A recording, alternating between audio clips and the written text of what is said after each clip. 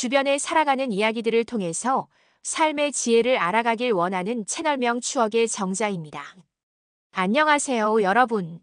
오늘 저는 여러분의 마음을 깊이 울릴 한 편의 영화 같은 이야기를 들고 왔습니다. 어쩌면 우리 삶 속에도 이처럼 기적 같은 인연이 숨어 있을지도 모른다는 생각을 하게 될 거예요. 이야기는 오래전 서울의 차가운 새벽 공기 속에서 시작됩니다. 낡은 고시원 방, 민지라는 이름의 한 여대생이 있었습니다. 그녀는 낮에는 학업에 매달리고 밤에는 아르바이트를 하며 고단한 삶을 이어가고 있었죠. 2달치 월세가 밀려 있었지만 그 작은 방은 그녀의 유일한 안식처였습니다. 민지는 창가에 앉아 무릎을 껴안고 있다. 여기가 서울이래. 다들 꿈을 찾아왔다지만 나는 그냥 살아남으려고 왔어. 점심값도 모자라서 어제는 점심 굶었고 알바도 끊겼어. 엄마한텐 아직 말 못했지. 잘 지내라고만 했어. 그때 휴대폰에 문자 메시지가 왔다. 민지야, 나 오늘 출근 못할 것 같아. 친구 수지로부터 온 메시지다. 그녀는 고시원에서 알게 된 수지라는 친구이다. 수지는 민지의 어려운 사정을 누구보다 잘 알았고 밤마다 유흥업소에서 일하며 민지를 남몰래 돕곤 했습니다. 민지는 곧바로 수지 방으로 달려갔습니다. 민지 왔니? 나 오늘 열이 너무 심해. 수지는 힘없이 속삭였습니다. 민지는 걱정스러운 얼굴로 친구의 이마를 짚어보고 말했습니다. 머리에 열이 많이 있는데 병원 가봐야 하는 거 아니야? 아니, 괜찮아. 근데 오늘 저녁 출근일은 어떡하지? 사장님한테 못 갈 거라고 말했는데 오늘 예약 손님들이 많다고 하네. 웬만하면 나오라고 하는데 어떻게 하지? 수지는 불안한 눈으로 민지를 바라봤습니다. 그럼 내가 대신 갈까? 민지는 저도 모르게 말이 튀어나왔습니다. 수지는 깜짝 놀라며 민지의 손을 잡았습니다. 정말 그럴 거야, 민지야. 딱 하룻밤만. 나 대신 나가줄 수 있을까? 술 마시지 않아도 돼. 그냥 앉아만 있어주면 돼. 부탁이야. 민지는 망설였습니다. 한 번도 가본 적 없는 낯선 세상. 하지만 친구의 간절함과 밀린 월세의 압박은 그녀를 결국 그곳으로 이끌었습니다. 22살 민지에게 그 밤은 모든 것이 바뀌는 시작이었습니다. 민지는 혼자말로 중얼거리길. 수지가 없었으면 이 학교 생활 어떻게 버텼을까 싶기도 해. 하루만이면 되겠지. 민지는 자기 방으로 와서 낡은 거울 앞에서 머리를 빗는다. 장롱 속에서 한 번도 입지 않은 검은 원피스를 꺼낸다. 이건 내가 선택한 거야. 누구 탓도 아니고 그냥 살아야 하니까. 민지는 어색한 화장을 하고 낯선 구두에 서툰 걸음을 옮긴다. 불빛은 어두운데 사람들 목소리는 크게 울린다. 낯선 공간, 초조함과 죄책감이 뒤섞인 민지. 도시의 흔한 술자리지만 민지에게는 모든 것이 낯설고 무겁다. 사장이 민지를 안으로 안내한다. 사장이 말하길, 오늘은 노래만 좀 하고 술은 손님이 마실 거야. 긴장하지 말고 웃기만 해. 민지는 고개를 끄덕인다. 민지가 손님이 있는 룸 안으로 들어갔지만 아무런 말이 없다. 민지의 손에 땀이 맺혀 있다. 30대 초반의 남자 길재용, 깔끔한 수트 차림. 전화 통화 중이다. 말투는 예의 바르지만 무심해 보인다. 회식은 먼저 끝났어. 그냥 조용히 한잔 하러 왔지. 아니야, 혼자야. 전화를 끊고 민지를 본다. 민지는 눈을 마주치지 못한다. 오늘 처음 나왔어요? 민지 고개를 끄덕인다. 소심하게 미소 지으려 하지만 어색하다. 네, 친구가 몸이 안 좋아서 하루만 대신. 억지로 나왔다는 말이네. 괜찮아요. 부담 주고 싶진 않아요. 둘 사이 어색한 정적이 흐른다. 민지는 종이컵을 들고 물을 마신다. 사실 나도 이 분위기 별로 좋아하진 않아요. 그냥 말 섞을 사람 하나쯤 그런 거지. 민지는 조심스럽게 그를 바라본다. 길재용은 짐짓 웃으며 술을 따른다. 저 이런 자리 처음이라. 어색하고 그냥 죄송해요. 왜 죄송하죠? 죄송해야 할 사람은 이런 곳에 혼자 앉아 있는 나 아닐까요? 민지가 살짝 웃는다. 어깨의 긴장이 조금 풀린다. 둘은 술을 조금 마시며 조용히 이야기를 나눈다. 민지는 학교 이야기를, 길재용은 자신의 외로운 일상에 대해 이야기한다. 민지 씨, 이 자리는 어울리지 않아요. 그 눈빛이 너무 맑아서. 민지, 갑자기 눈시울이 붉어진다. 고개를 숙인다. 그 말 절 유혹하는 거예요. 길재용이 아무 말 없이 물을 따르고 조용히 건넨다. 두 사람 눈을 마주본다. 정적이 흐른다. 민지는 바다 끝에서 이상하리만큼 따뜻한 눈을 만났다. 그날 밤 민지는 생애 처음으로 누군가에게 자신의 모든 것을 내어주었습니다. 하지만 다음 날 새벽 민지는 아무런 말도 남기지 않고 홀연히 사라졌습니다. 마치 꿈처럼. 다음 날 퇴근 후 재용은 다시 그 업소를 찾았습니다. 그의 마음속에는 민지의 당황하면서도 순수했던 눈빛이 떠나지 않았죠. 사장님, 어제 그 여자분 혹시 오늘 또 나오나요? 연락처라도 알 수 있을까요? 재용은 간절하게 물었습니다. 사장은 싸늘하게 말했습니다. 아, 그 여자는 친구 대신 딱 하루 나온 거고 저희도 연락처 모릅니다. 손님, 그냥 잊으시는 게 좋을 겁니다. 재용은 망연자실했습니다. 그날 밤의 기억, 어젯밤 나는 뭐에 홀린 것처럼 끌렸지. 처음엔 그냥 안쓰러워 보였고, 그러다 문득 내 이야기 들어주는 그 눈빛에 내가 녹아버린 걸 느꼈다. 재용은 사장이 건넨 물잔만 바라보다 집으로 향한다. 그날 밤 재용이 침대에 누워서 천장만 바라보다가 어젯밤 그녀와 침대에서 보낸 장면들을 떠올린다. 민지와 열렬한 한순간을 보내고 샤워하고 나오니 민지가 조용히 침대 위에 앉아 있다. 시선은 바닥에 고정되어 있고 얼굴은 창백하다. 침대 시트 한쪽에 선홍빛 얼룩이 살짝 번져 있다. 민지는 벌떡 일어나 담요로 그 부분을 덮으며 당황한다. 민지 작은 목소리 불안하게. 죄송해요. 제가 처음이라서. 말을 마치지 못하고 얼굴을 돌린다. 숨을 크게 들이쉬며 눈을 감는다. 길재용은 말없이 다가와 민지의 어깨를 감싸준다. 괜찮아요. 아무 일도 없던 것처럼 그냥 지금부터 자요. 민지는 이불을 덮고 눈을 감는다. 눈가에 눈물이 맺혀 있다. 그녀가 나와의 관계가 처음이었다는 사실은 그의 머릿속을 떠나지 않는 잔상으로 남았습니다. 그게 처음이었다는 걸 알았을 때 마음이 찢어지는 것 같았다. 나한텐 그냥 하룻밤이었는데 그 애는 그 모든 걸 감내하고 아무 말도 없이 아침에 사라졌다. 그 밤을 잊지 못하는 이유는 그 애가 나한테 사랑을 줘서가 아니라 그 애가 모든 걸 걸고 내 옆에 누웠기 때문이야. 한편 민지는 그날 이후로 여느 날과 같이 학교 생활 그리고 아르바이트를 구해서 일을 시작했습니다. 그런데 민지는 자신의 몸에 찾아온 놀라운 변화를 감지했습니다. 병원에서 확인한 임신 사실, 임신입니다. 축하드려요. 의사의 말은 민지에게는 축하가 아닌 충격으로 다가왔습니다. 민지는 멍하니 창밖을 바라봤습니다. 어떻게 내가 엄마가 된다고. 이 아이를 혼자 키울 수 있을까? 그 남자에게 알릴까? 아니, 그럴 수 없어. 그녀는 하늘이 무너지는 듯한 충격과 혼란 속에서도 홀로 아이를 낳아 키우기로 결심했습니다. 아무에게도 이 사실을 알리지 않은 채 서울을 떠나 작은 마을로 내려갔습니다. 그녀는 도서관에서 일하며 아들 도윤이를 키우는데 모든 삶을 바쳤습니다. 그녀의 삶은 오직 도윤이를 위한 것이었습니다.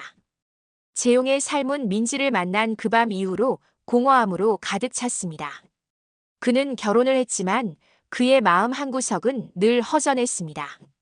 아내와의 대화는 점점 줄어들었고 그는 감정을 닫아버린 채 살았습니다. 결혼 초의 달콤함은 온데간데 없고 재용과 아내의 집에는 낯선 침묵만이 감돌았습니다. 퇴근 후 마주하는 거실은 늘 어색했고 식탁에서의 대화는 의무적인 안부 인사조차 버거웠습니다. 재용은 민지를 잊지 못하는 자신을 탓했고 아내는 그런 재용의 다친 마음에 지쳐갔습니다. 아이를 간절히 원했지만 오랜 노력에도 불구하고 아이는 찾아오지 않았습니다. 그러던 어느 날 민지에 대한 상념에 잠긴 채 운전하던 재용은 갑작스러운 교통사고를 당했습니다. 큰 사고는 아니었지만 하반신, 특히 척추 부분에 손상을 입게 되었죠.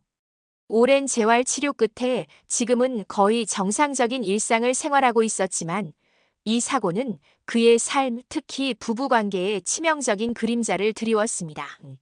사고 후유증으로 정자 생성의 문제가 더욱 심각해져 그들은 아이를 가질 수 없다는 절망적인 현실에 직면하게 된 것입니다.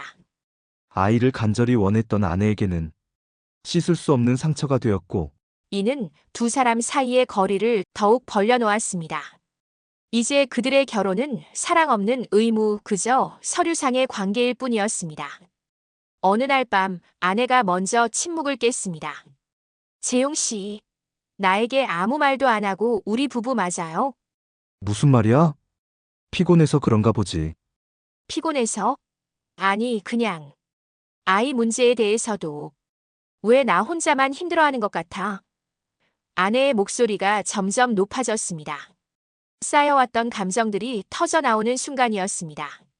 재용은 차마 대답할 수 없었습니다. 그도 알고 있었습니다. 자신과 아내 사이의 간극이 점점 벌어지고 있다는 것을. 민지에 대한 미련과 죄책감, 그리고 아이를 가질 수 없다는 현실은 그를 더욱 침묵하게 만들었습니다. 또 다른 날 아내는 조심스럽게 물었습니다. 재용 씨, 혹시 다른 사람 마음에 두고 있는 거 아니야? 아니면 내가 부족한 거야? 재용은 깜짝 놀라 아내를 쳐다봤습니다. 무슨 소리야? 내가 왜 그런 생각을 해? 그럼 왜 그렇게 멍하니 있어? 왜 나랑 눈도 안 마주쳐? 왜 나한테 아무것도 얘기 안 해줘? 아이 문제에 대해서도 왜 나 혼자만 힘들어하는 것 같아? 아내의 목소리가 점점 높아졌습니다. 쌓여왔던 감정들이 터져나오는 순간이었습니다. 재용은 한숨을 쉬며 고개를 돌렸습니다. 미안해. 나도 잘 모르겠어. 그냥 모든 게 힘들어. 아내는 고개를 떨구었습니다. 힘들다고? 그럼 나는 안 힘든 줄 알아. 이 결혼이 나한테는 지옥 같아. 우리는 그냥 서류상 부부일 뿐이야. 정적이 흘렀습니다. 길고 고통스러운 침묵 끝에 재용이 겨우 입을 열었습니다. 우리 정말 괜찮은 걸까? 아내는 고개를 돌리지 않은 채 대답했습니다. 무슨 소리야? 우리 그냥 이대로 살아가야지 어떻게 해. 아니, 뭔가 잘못된 것 같아. 내가 떠난 게 아니라 우린 이미 서로에게서 멀어져 있었던 거야. 재용의 목소리에는 체념이 섞여 있었습니다. 아내는 한숨을 쉬었습니다. 그래. 나도 그렇게 생각해. 이제 그만하자. 그렇게 그들은 이혼을 결정했습니다. 그의 삶은 여전히 무언가를 찾아 헤매는 듯 했습니다. 6년이란 시간이 흘렀다. 서울을 떠나 조용한 소도시에서 아이를 키우며 살아가던 민지. 어느 날 예상치 못한 재회가 그녀 앞에 찾아왔다. 저 사람이 설마 출장차 잠시 들른 도서관에서 책을 정리하던 여자의 뒷모습. 너무 익숙해서 너무 낯설지 않아서 눈을 뗄 수 없었다. 여성은 아이를 부르며 조용히 미소 짓는다. 도윤아, 조용히 해. 여긴 도서관이야. 응, 책 다 읽었어. 엄마, 재용의 시선이 아이에게 머물고 아이의 눈매, 인매 어딘가 낯설지 않다. 그 애다. 그리고 저 아이 눈매가 어딘가 낯익은데 민지 깜짝 놀라며 속삭이듯. 재용 씨. 눈이 마주친 순간 눈이 커지고 숨을 삼킨다. 왜 지금, 왜 이 순간에 나는 다 잊었다고 생각했는데. 민지는 재빨리 고개를 숙이고 민지는 아이에게 그림책을 보여주며 애써 평정심을 유지하려 애쓴다. 그러나 손이 살짝 떨리고 있다. 재용이 조용히 다가와 말을 건다. 민지 씨, 정말 당신 맞죠? 민지는 눈을 감았다가 천천히 뜬다. 감정이 북받치는 듯하지만 억누른다. 멈춰버린 시간 민지는 아이의 손을 움켜쥐고 조용히 자리를 피하는데 기다릴게요. 이번엔 그냥 보내지 않을 겁니다. 그날 이후 나는 하루도 당신을 안 떠올린 적이 없었어요. 이 아이는 저 혼자 키운 아이예요. 그날 이후로 아무도 찾아오지 않았고 나도 누구에게 말한 적 없어요. 재용은 도윤을 바라본다. 도윤은 두 사람 사이를 의아하게 바라보다가 민지 뒤에 숨어버린다. 고맙습니다. 살아줘서 아이를 지켜줘서 그리고 지금 눈앞에 있어줘서 민지는 아무 말 없이 고개를 숙인다. 눈물 한 방울 도서관 바닥에 떨어진다. 민지와 길재용 조용한 카페. 구석 테이블에 마주 앉아 있다. 따뜻한 차가 식어가는데 대화 없이 10초간 정적이 이어지다가 민지는 짧게 숨을 들이쉰다. 그 밤 이후 나는 매일 두려웠어요. 배가 불러오는데 연락할 곳도 없고 어쩔 수 없이 혼자서 아이를 낳았어요. 길재용은 고개를 숙이는데 목울대가 움직인다. 나는 찾았어요. 매일 그 가게를 갔고 사장한테 이름이라도 물었지만 단 하루였다는 말만 돌아왔어요. 내가 가진 정보로는 더 이상 당신을 찾을 방법이 없었어요. 그래서 결혼도 했고 삶을 이어가려 했어요. 근데 안 되더군요. 다른 사람 손을 잡아도 눈을 감으면 당신이 떠오르니까.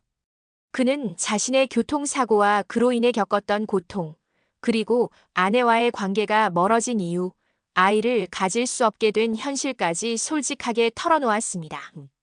그의 목소리에는 후회와 오랜 고통이 묻어났습니다. 그래서 말인데 재용은 말을 잇지 못하고 민지의 눈을 피했습니다. 아이를 가질 수 없다는 사실이 그의 발목을 잡는 듯 했습니다. 새로운 시작을 제안하기에는 너무나도 큰 짐처럼 느껴졌죠. 민지의 눈은 그런 재용의 망설임을 읽었습니다. 그녀는 조용히 재용의 손을 더 꽉 잡았습니다. 왜 이제야 왔어요? 난 매일 살아남는 게 전부였어요. 당신 없이도 그리고 아이에게 아빠를 만들어주고 싶었지만 그럴 수 없었죠. 혼자서 너무 외로웠어요. 그녀의 목소리에는 지난 세월의 고통과 강인함이 담겨 있었습니다. 그리고 민지는 재용의 눈을 똑바로 바라보며 따뜻하게 말했습니다. 재용 씨, 우리에게는 이미 도윤이가 있잖아요. 괜찮아요. 우리에게는 도윤이가 있어요. 그녀의 말에 재용의 눈가가 촉촉해졌습니다. 그는 민지의 진심을 느꼈고 그제야 용기를 얻었습니다. 재용은 그녀의 눈물을 닦아주며 간절하게 말했습니다. 지금이라도 제 옆에 있어주면 안 될까요? 모든 걸 다 이해하고 함께하고 싶어요. 도윤이에게도 좋은 아빠가 되어주고 싶어요. 저에게도 가족이 되어주세요. 민지는 더 이상 망설이지 않았습니다. 그녀는 고개를 끄덕였습니다. 네. 당신이 원한다면. 두 사람은 서로를 깊이 끌어안았습니다. 6년의 시간과 아픔이 녹아내리는 순간이었습니다. 가을 햇살이 따스하게 쏟아지는 공원. 민지와 도윤, 그리고 재용이 함께 걷고 있습니다. 도윤이는 해맑게 낙엽을 주어 민지에게 쥐어주며 말합니다. 아빠, 우리 엄마. 왕비야. 민지는 환한 미소를 지었고 재용은 그런 민지를 조용히 그리고 따뜻한 눈빛으로 바라보았습니다. 고마워요. 정말 고마워요. 민지가 재용에게 속삭였습니다. 재용은 민지의 어깨를 감싸 안으며 말했습니다. 이제 괜찮아요. 우리 앞으로 영원히 함께해요. 한 번의 밤이 모든 것을 바꿔놓았지만 끝이라 믿었던 그 밤이 누군가에게는 다시 살아갈 이유가 되었습니다. 이제 세 사람은 함께할 새로운 계절을 맞이하고 있습니다. 운명이 쓴 가장 아름다운 이야기처럼 말이죠. 여러분, 오늘 이야기는 어떠셨나요? 때로는 가장 예상치 못한 순간에 가장 소중한 인연이 찾아오기도 합니다. 여러분의 삶 속에도 이처럼 놀라운 이야기가 펼쳐지기를 바라며 저는 다음에도 더 흥미로운 이야기로 찾아오겠습니다. 구독과 좋아요, 알림 설정 잊지 마세요. 감사합니다.